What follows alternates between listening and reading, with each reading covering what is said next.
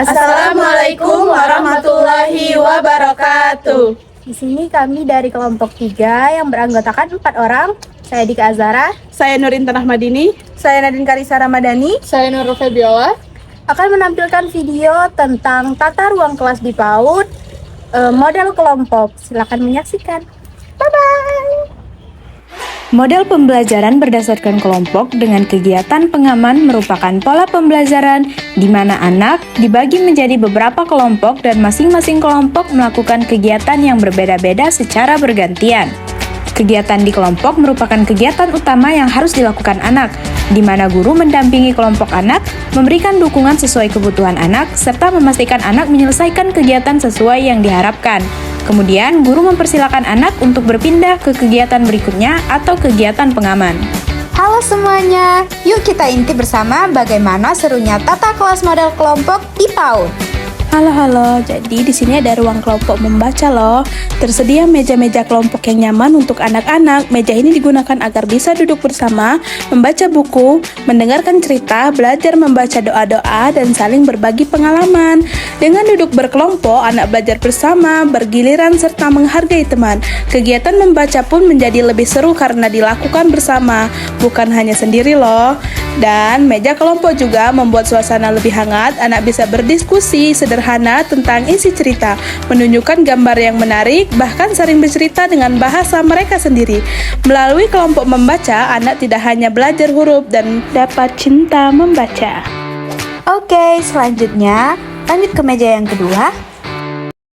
Halo semuanya, hari ini aku mau ajak kalian lihat setting kelompok bermain konsep geometri di kelas PAUD.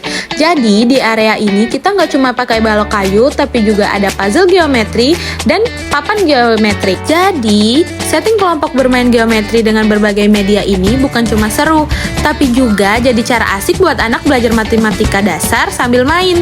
Seru kan? Anak-anak main bareng dalam kelompok kecil. Ada yang bikin menara dari balok, ada yang susun puzzle lingkaran dari segitiga.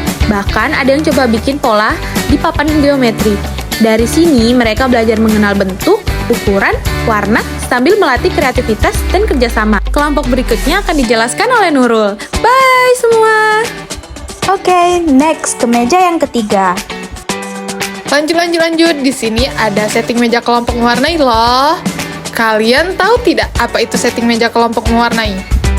Jadi, setting meja kelompok mewarnai, cara menata ruang dan peralatan agar kegiatan mewarnai di kelas taman kanak-kanak berlangsung dengan tertib, nyaman, dan mendukung interaksi sosial anak.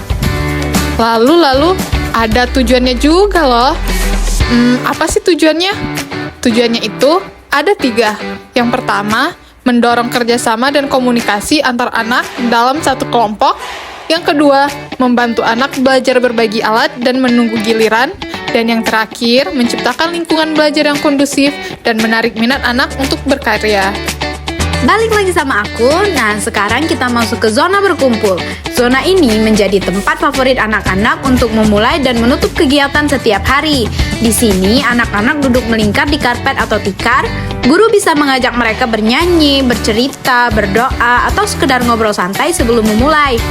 Zona berkumpul juga jadi ruang untuk membangun kebersamaan, melatih keberanian berbicara, serta menumbuhkan rasa percaya diri anak.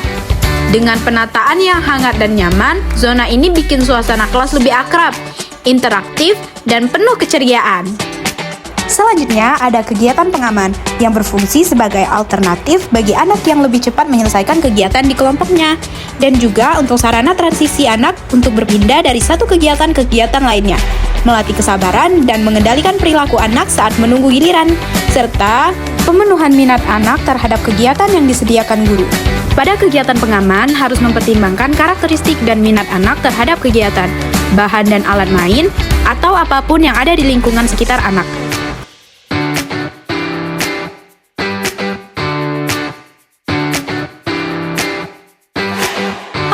Kembali lagi sama aku. Jadi ini dia area ayunan di playground. Anak-anak di sini main ayunan secara bergiliran. Tinggi ayunan 1,5 meter. Mereka belajar mengayun ke depan dan belakang, melatih keseimbangan tubuh, motorik kasar sekaligus bermain. Seru banget kan setting kelompok bermain outdoor dengan ayunan ini? nggak cuma bikin anak seneng, tapi juga melatih fisik, keberanian, dan keterampilan sosial mereka. Mari kita lanjut. Jadi, di sini tuh ada perosotan.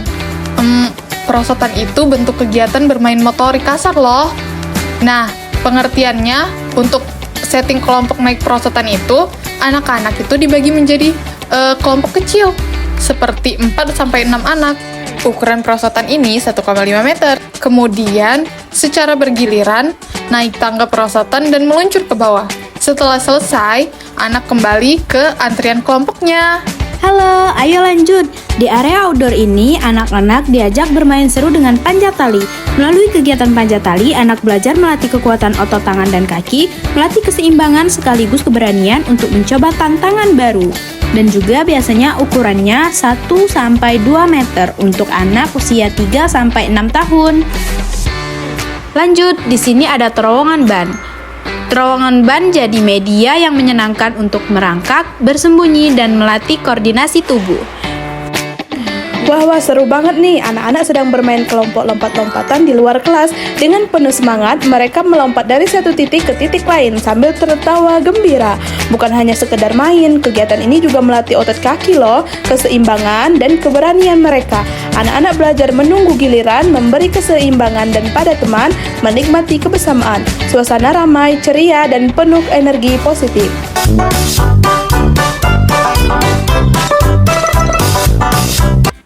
Nah, dalam kegiatan ini, anak sedang bermain perosotan dengan model kelompok. Di sini, anak-anak itu bergiliran meluncur sambil saling menyemangati.